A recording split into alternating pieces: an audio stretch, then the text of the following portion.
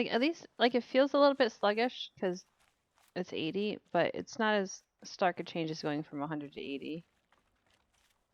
But here.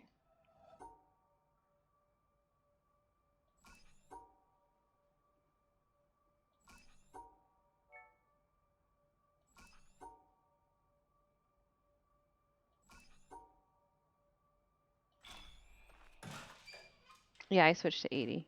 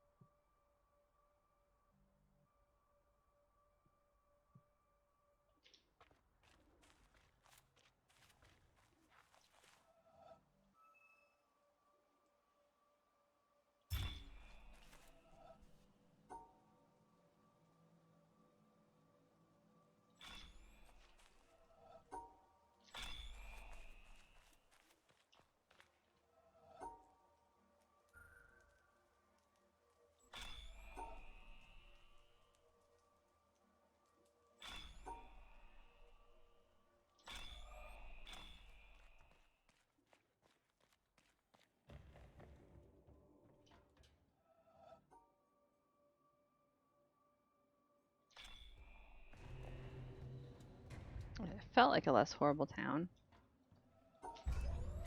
The only measuring stick I really have though is the bunker elevator. So I'll have to go at least that far. Save 6 overall on snipes after losing 3 on blue 3. Wow.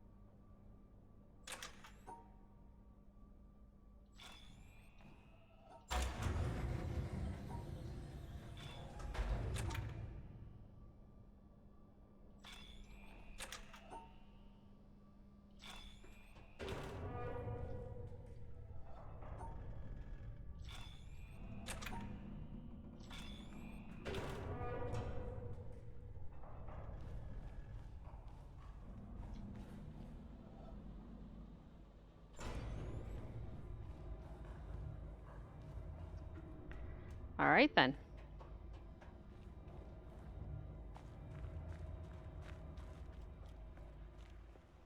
Now I'm kind of glad I hid my splits because I can tell that I'm already on a good pace.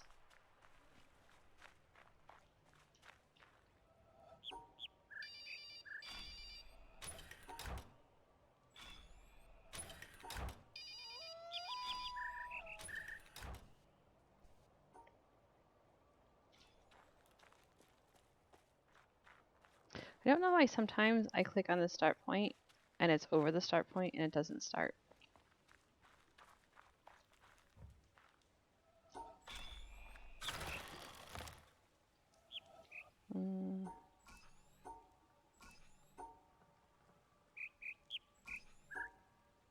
I don't think I'm gonna be able to do the last one.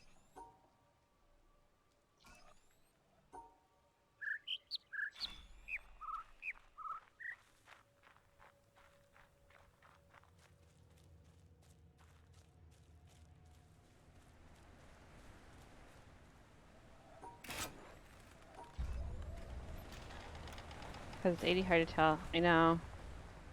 I'd be willing to keep running at 80 though and see. It's like, it's just different enough. Like those, the dots panels, those would have been fine on 90.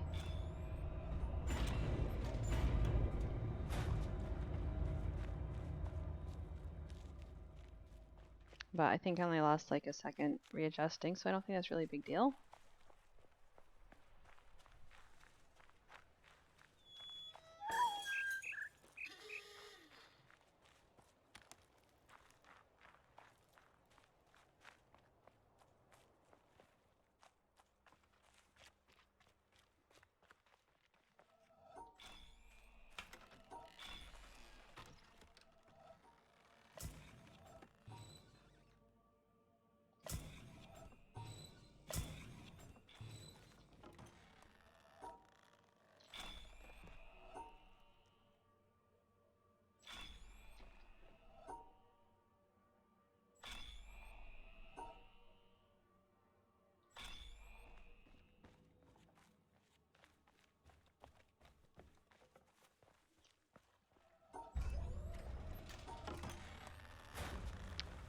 That's what oranges. I was just readjust.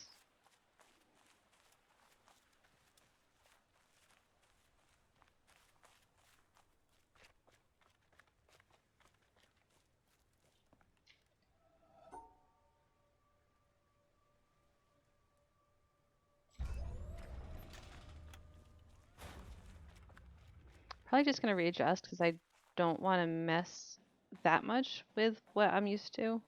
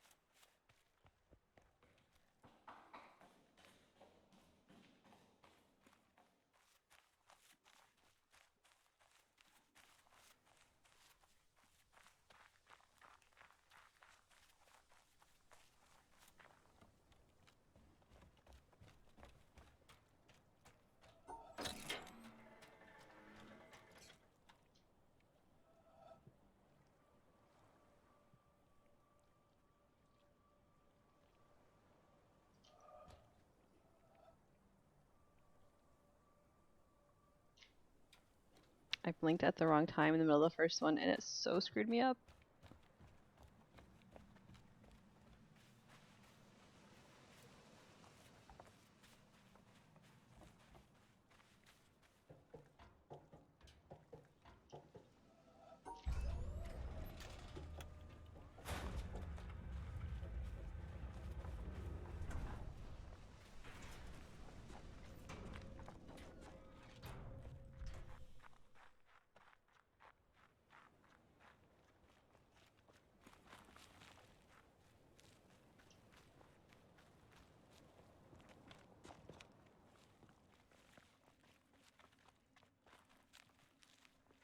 You know, I kind of like only having that one like judgment point because I know I'm ahead, but I can't quite tell by how much, so I don't really feel a ton of pressure for the mountain. It's just me and the audio log.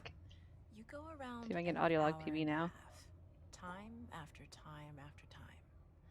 You wake up usually in the mornings, and just the way that the track of your orbits go, you wake up over the Mideast, over North Africa. As you eat breakfast, you look out the window as you're going past, and there's the Mediterranean area, and Greece, and Rome, and North Africa, and the Sinai, the whole area. And you realize that in one glance, that what you're seeing is what was the whole history of man for years, the cradle of civilization.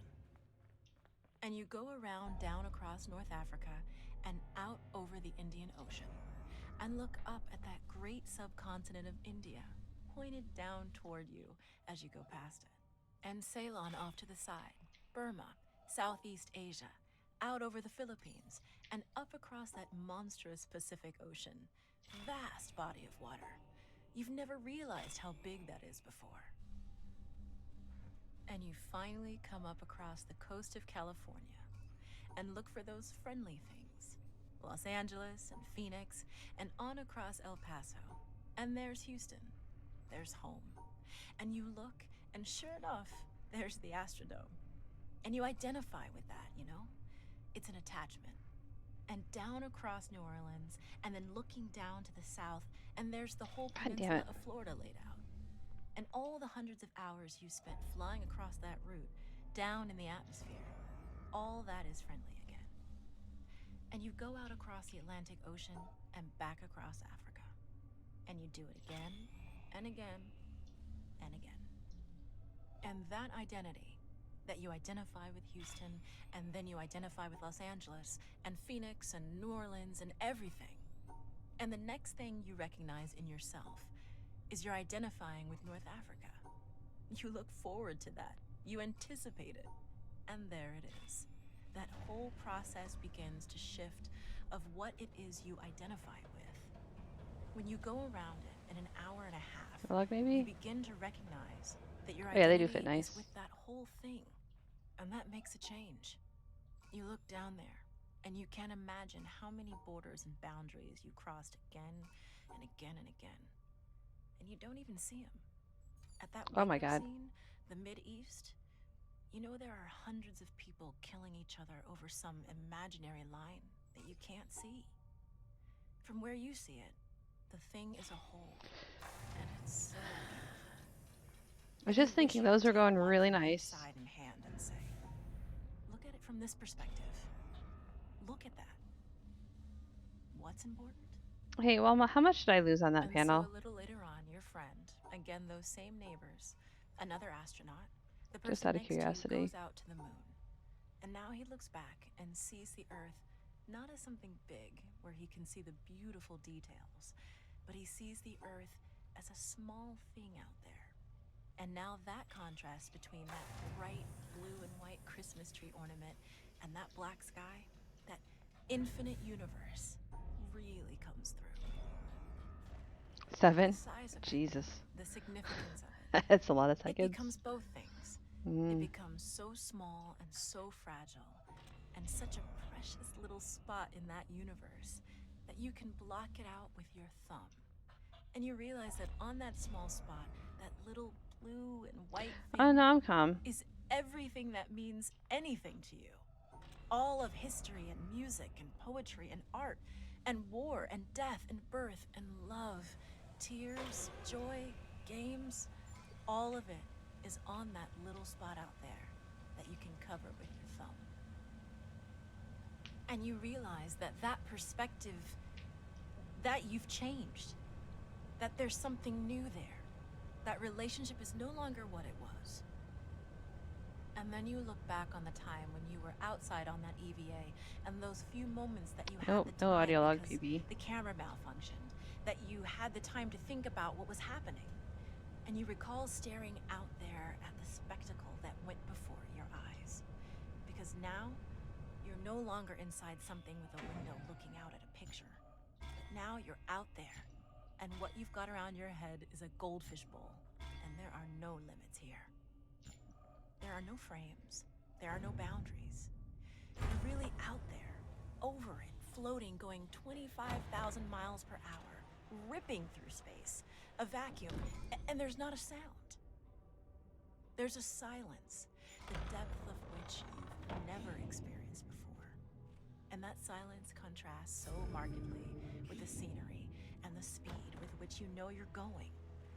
That contrast, the mix of those two things, really comes through.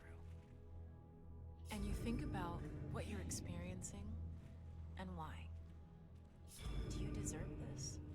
This fantastic experience? Have you earned this in some way? Are you separated out to be touched by God to have some special experience here that other men cannot have? You know the answer to that is no.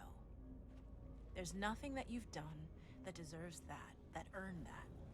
It's not a special thing for you. You know very well at that moment, and it comes through to you so powerfully, that you're the sensing element for man.